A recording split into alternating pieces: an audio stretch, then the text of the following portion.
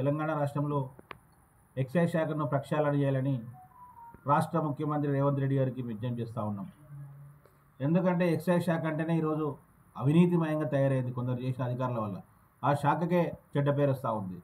ఉదాహరణకు మొన్న చెప్పినాం, ఉమర్ అనే ఆఫీస్ సూపరింటెండెంట్, కమిషనర్ ఆఫీస్లో పనిచేసే ఆఫీస్ సూపరింటెండెంట్ ఎన్నో అక్రమాలు చేస్తున్నాడు.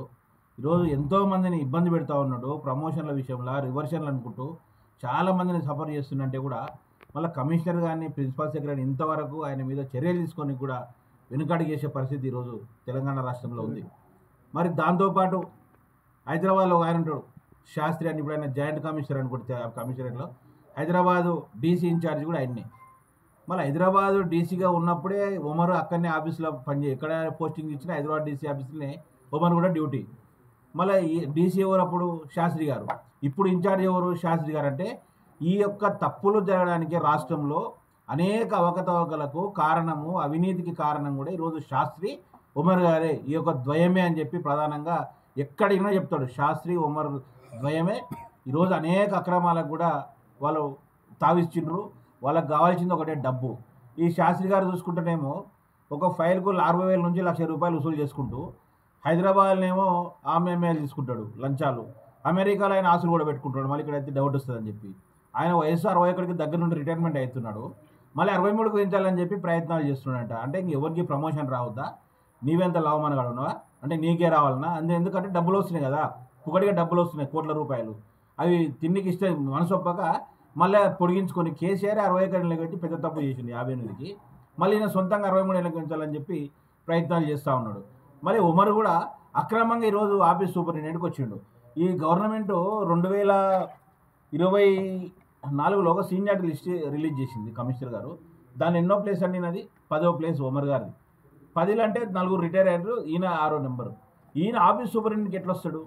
ఆల్రెడీ హైదరాబాద్ అంటే జిల్లా క్యాడర్లో పనిచేసినటువంటి వాళ్ళు హెచ్ఓడికి రావడానికి వీల్లేదని చెప్పి బ్యాన్ ఉంది. ఎందుకంటే ఇటువంటి చీడపురుగుల వల్ల ఈరోజు వ్యవస్థనే ఈరోజు నాశనం అవుతూ ఉంది. ఈరోజు ఇటువంటి వ్యవస్థ అధికారులు చేయడం వలన నిన్న చూసినాం కొన్ని సంఘాలు, బీసీ సంఘాలు కావచ్చు, వేరే గౌడ సంఘాలు ఎక్సైజ్ మంత్రిని తప్పించాలని చెప్పి నిన్న డిమాండ్ చేసినాయి. ఎందుకొరకు? ఈ యొక్క అధికారులు చేసిన తప్పులకు లాస్ట్కు ప్రభుత్వానికి చెడ్డ పేరు తెస్తూ ఉంది.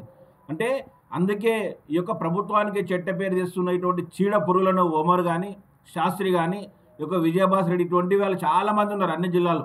వీరందరి మీద దృష్టి పెట్టి వీళ్ళందరినీ ఏరేయాలని చెప్పి మేము డిమాండ్ చేసి ఇంకోటి చెప్తున్నాం, మా దగ్గర అంతా చిట్టా ఉంది. ఒక్కొక్క ఆఫీసర్ది విడుదల వారిగా కూడా మేము ఖచ్చితంగా ఎక్సైజ్ శాఖను ప్రక్షాళన చేయించే వరకు ఈరోజు బీసీ పొలిటికల్ చేసి పోరాటం చేస్తుంది. రాష్ట్ర ముఖ్యమంత్రికి మేము విజ్ఞప్తి చేస్తూ ఉన్నాం. మొన్న ఫిర్యాదు చేసినాం, మరి ఇంతవరకు అతని పైన చర్యలు లేవు. మరి ఎంతో అవినీతి చేసి ఆయన అక్రమంగా ఆఫీసునికి ఎందుకు వెనకాడుతూ చేస్తుందో అర్థం కావట్లేదు. మరి దాంతోపాటు హైదరాబాద్ ఇప్పుడు జాయింట్ కమిషనర్ అయినారు. జాయింట్ కమిషనర్ అనే వ్యక్తికి కూడా ఇప్పుడు మళ్ళీ ఎక్సైజ్ డిపార్ట్మెంట్లో మీరే వెళ్ళాలన్నా అంటే డబ్బులు వస్తున్నాయి కాబట్టి హైదరాబాద్లో ఆస్తులు కూడా పెట్టుకోకుండా అమెరికాలో ఆస్తులు కూడా పెట్టుకుంటాడు ఆయన శాస్త్రి గారు. హైదరాబాద్ లంచాలు తీసుకొని ఒక ఫైల్కు ఎఫ్స్లో పనిచేస్తున్నాడు.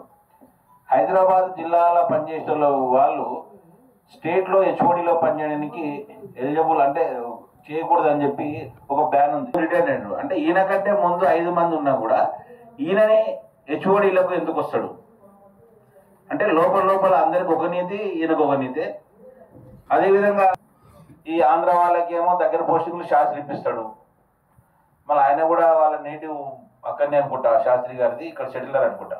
ఎక్సైజ్ శాఖను భ్రష్టు పట్టించి నిన్న కొంతమంది సంఘాలు ఎక్సైజ్ మంత్రిని తప్పించాలని చెప్పి ఒక ప్రెస్ పెట్టారు. అంటే ఈ యొక్క అధికారులు చేసిన తప్పిదంతోనా, అధికారులు భ్రష్టు పట్టించడంతోనా అది మంత్రిని తప్పించాలనే వరకు వచ్చింది డిమాండ్ పబ్లిక్లో బాధ్యత తీసుకోవాలని.